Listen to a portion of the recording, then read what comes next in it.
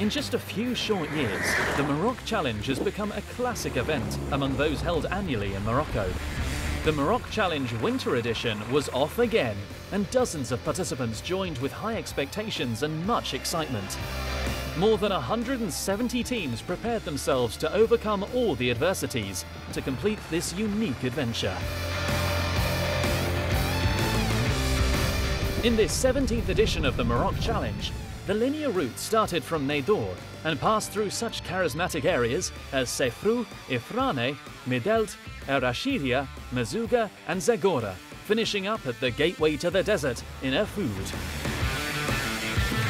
In previous editions, the sand and dunes have been predominant from day one, but this year the organisation had chosen a more varied route, especially in the early stages, creating new challenges for the drivers. We are in Roumilia, official start for the Maroc Challenge Winter Edition, and we are going to leave to Morocco, which we will have 6 stages, very challenging stages from mountains to desert. We have about 170 teams. We have different categories. We have 4x2 category, 4x4 and height competitors. For another year, the Maroc Challenge attracted many motorsport lovers looking for some serious adventure. From mountains to desert and from snow to sun, participants had their limits tested. We decided to join this rally, the Maroc Challenge, because I used to race motorbikes, and I'm a 4x4 enthusiast, so I stopped racing motorbikes, so I was looking for a new adventure, and the Maroc Challenge looked like a good adventure to start, a good place, it looked friendly enough, and here we are to try and do our best. The drivers started from Jamila in Murcia, before crossing to Motril to Nador, where the race was planned to start. Teams passed the technical and administrative verifications first, before the convoy moved to Motril, where they set sail for the Moroccan port of Nador.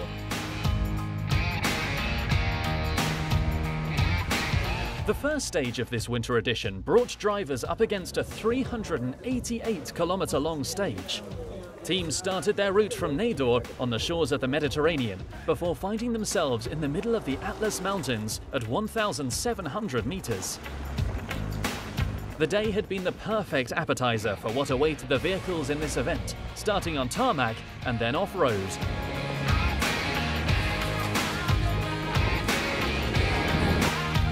Oh, we're very happy. This morning everybody was saying, slow down, not too fast, it's the first stage.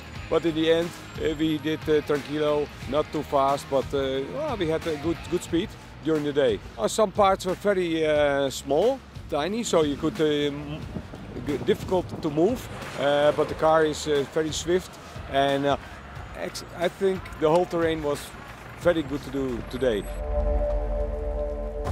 The second stage created a gap between the participants, who faced an epic day in which it rained and snowed before finally seeing the sun come out.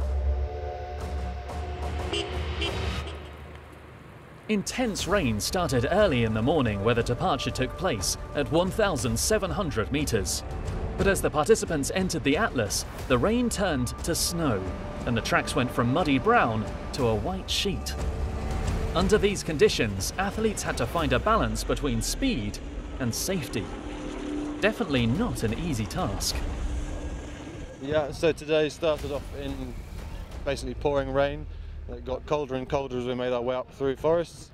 The rain turned to heavy snow, and then we had a snow stage and then fast roads with snow on the roads, so very slippery conditions. We then went from there over the other side of the mountains, very fast through very dry, and ended up in a valley with a mining town to finish the stage before we ended up in much more of a city than we've seen before.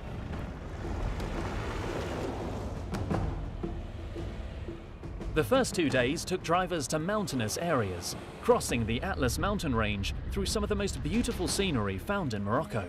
In these stages, participants faced all kinds of weather conditions, but it was time to move to more sandy landscapes.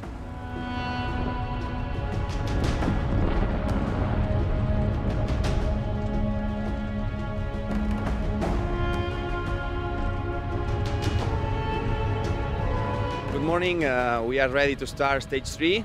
It will be a long stage for us because yesterday was about 250 Ks and today I think it's 350.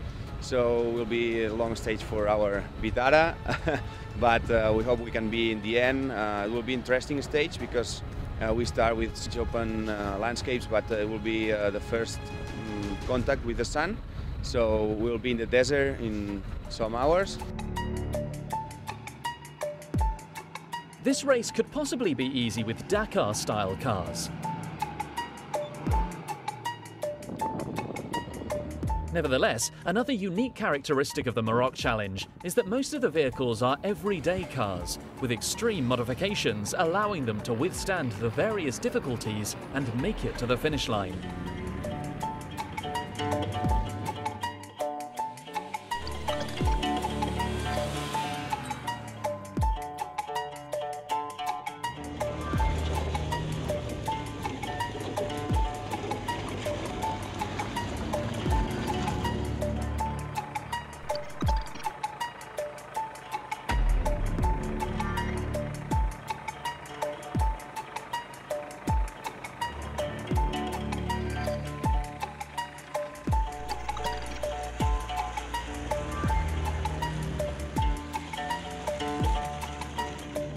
The third stage was one of the most challenging. Long drives and hard traversals, teams left early in the morning. From the heart of the Atlas Mountains, they ended their journey in Erfoud, at the gates of the Sahara Desert. With a total of 417 kilometers for the raid category, 353 for the Adventure TT, and 279 for the Adventure C, the first half passed through mountainous tracks, and the second half saw the sand and first dunes appear for the raid category. This stage was about finding the favourites and underdogs, as the balance of the first 2 days broke, with sand marking the difference.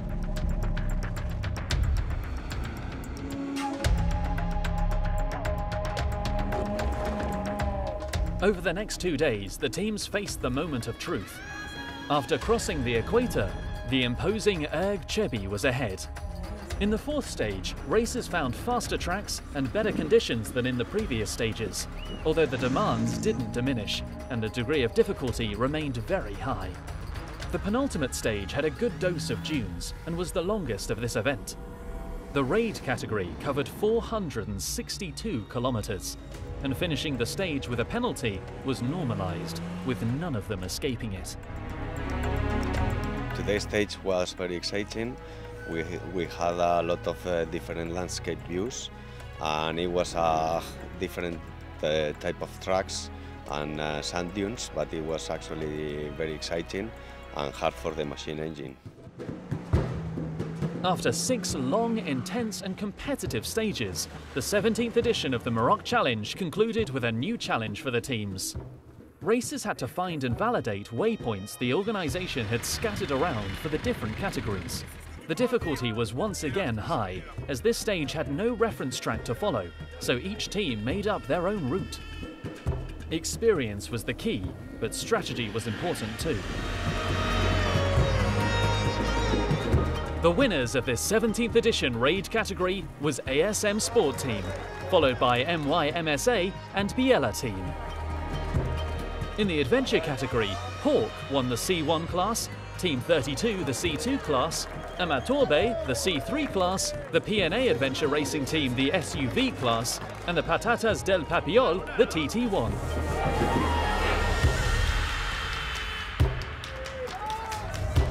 Here we are in Erfoud, final of the Winter Edition 2019.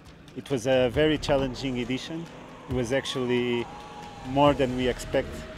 We had the philosophy of getting snow, desert, all types of driving, mud, sand, dunes. It was a fantastic edition. It was very hard. Of course, the Maroc Challenge is not easy, and the participants that come, they have to struggle a lot to arrive to this point, which is the finishing in Erfoud today. But they are here, and we are here, and it was a fantastic edition, and we're just waiting to get to spring 2020.